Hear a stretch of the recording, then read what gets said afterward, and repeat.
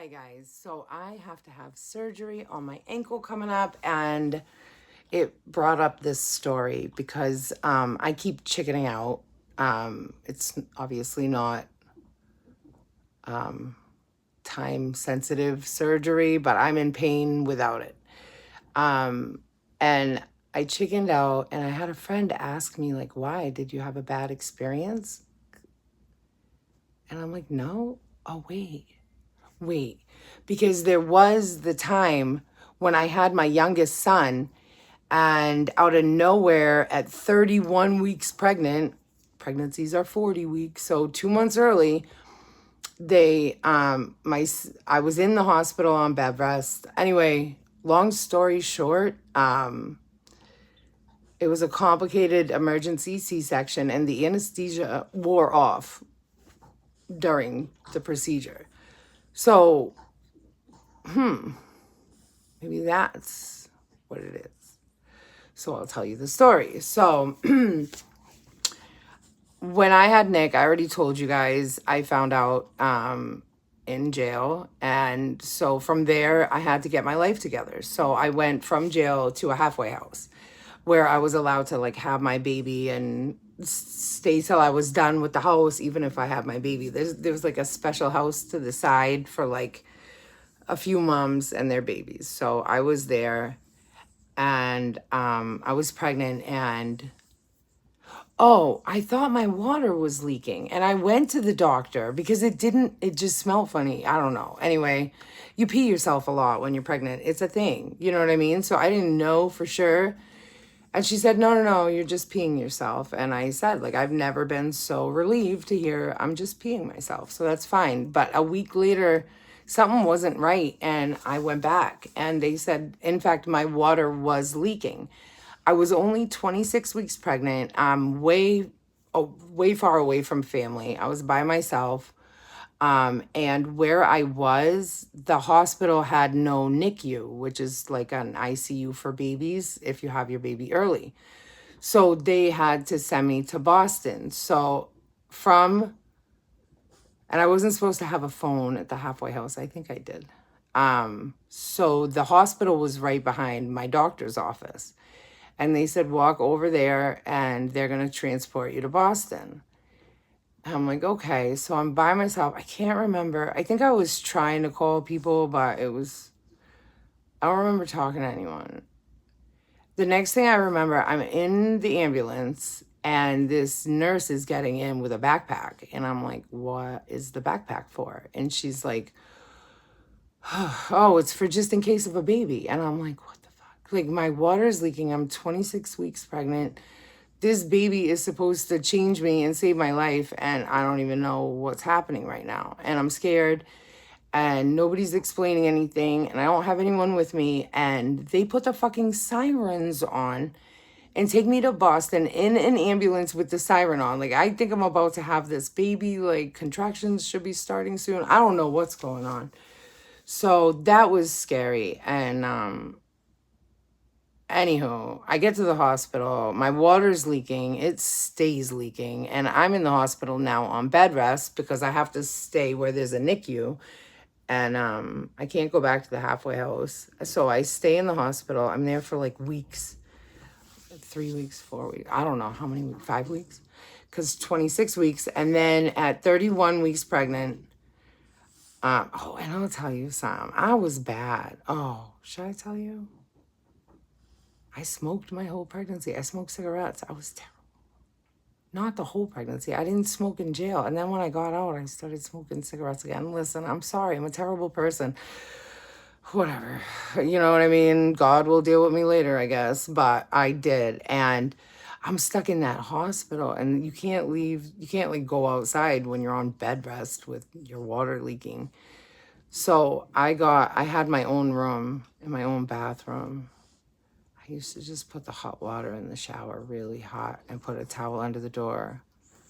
They must have known. Anyway, so I was there for like 4 weeks. It was very boring. I remember that. And I was always on the monitors. So I'm 31 weeks pregnant. I don't remember exactly what happened, but then they told me they were going to have to induce me, that the baby was in distress or something, or that something. And so they bring me down to this room, like a pre-op type room. And now I have, because I'm mad at my mom for situation with my older two kids. So I don't want her in the birthing room with me, because I don't want her feeling comfortable with the new one.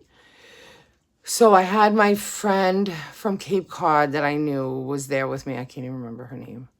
My sister, one of my sisters was there, at least one of them. I think my stepdad might have been there. And we're all in this room, and they start inducing me. And I had two babies before. I don't know. You can't really compare it. It's just so insane in the moment. But it was so painful. And then the next thing you know, they come running back in the room. And they're really good at these hospitals, like not causing alarm for you. You know what I mean? Like there's crazy shit going on and you wouldn't know it. So they come back in and they're like, okay, you're going to have an emergency C-section. Who are you bringing in the room with you? And I looked at my friend and I'm like, I'm sorry, but like, I don't care how mad I was at my mom. I needed my mommy. I was not planning on a C-section at all. Nobody prepared me for anything. This was crazy, right? And so it had to happen because I didn't realize they had lost Nick's heartbeat. So they're really trying to, so they have this pin and they stick it in my leg because I had to do a spinal block. They didn't have time to knock me out like unconscious. I just had to, a spinal block to numb my body. So they take this pin and they stick it in my leg. Can you feel that? Yeah. Can you feel that? Yeah. Can you feel that? No. And the next thing you know, they whisk me into this room, right? I'm laying on my back, and there's this big blue sheet. I can't see anything but this big blue sheet, which is smart, right? But, you guys, oh my God. Listen, having a C-section isn't like any more funner than having a regular baby the regular way. So I can't even explain it. You can hear everything that's going on because you're conscious. So they remove your guts out of your belly and place them on your chest. And you can hear all this happening just on the other side of this sheet that's covering all that. So, and this crazy feeling, this pulling, it's weird. It's not comfortable. I just looked at my mom and just tears came in my eyes the whole time. Like, it was scary. I didn't know what was happening. Something wasn't right, obviously. Then it took a long time. They whisked Nick away, my baby, right when I had him. But what I understood later, he didn't have like a cone-shaped head. What the whole problem was is that his head was stuck in my birth canal. So like the top of his head was stuck in my birth canal, and they say like at least for days probably. And it was probably his head stopping the water from coming all the way out. But I must have almost, I don't know. And the hospital didn't document it correctly because they did all the wrong things.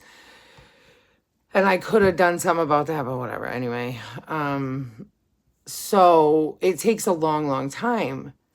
Oh, anyway, so he had a ring around his head, and then his head was all like a big bubble brain, and then this ring, and then, so they put a hat on him and took him away, but I wasn't done yet. And sorry, my dog. So then it's a teaching hospital. So you can hear the doctor telling like the assistant doctor, and it took him a long time to get him out. They had to use the tongs, the forceps, even though he came out C-section because he was so stuck. So then they're still, sewing me up. So I had a classic C-section. They had to cut me up and down, in the middle, on the inside, and then outside on across. But inside I was, they were stitching me up, and I started to feel it. And it was painful. And I don't scream or cry when I feel pain. I vomit. And I told the doctor, I was like, I can feel what you're doing.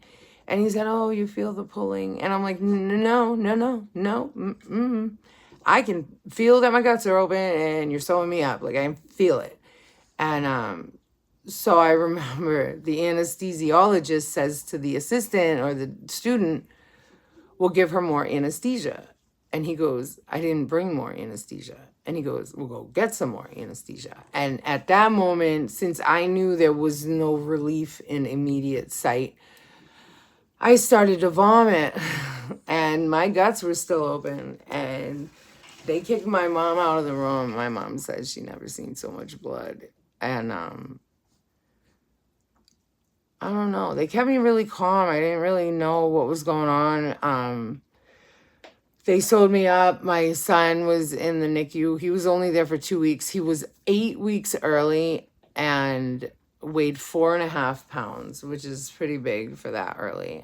He was always healthy. He's a 16-year-old. He's 6'3" and 180 pounds now. He's no preemie. But,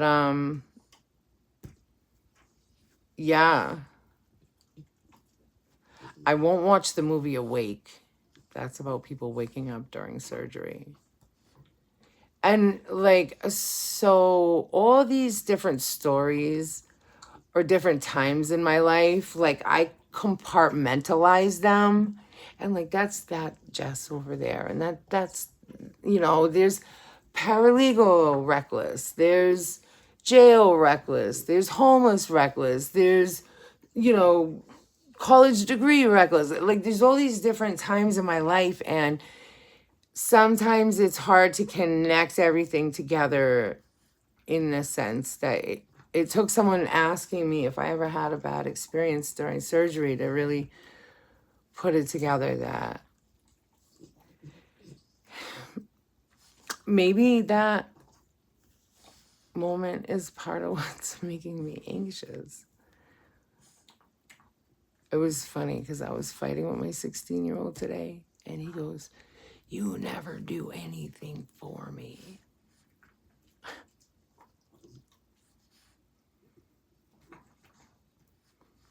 Anyhow, yeah.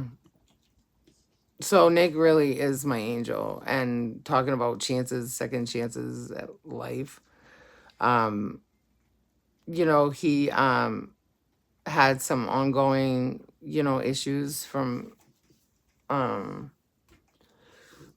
he still has a scar on his head, a thick scar. It grew with him. I always thought it was going to go away. It goes around his head, mostly in the back.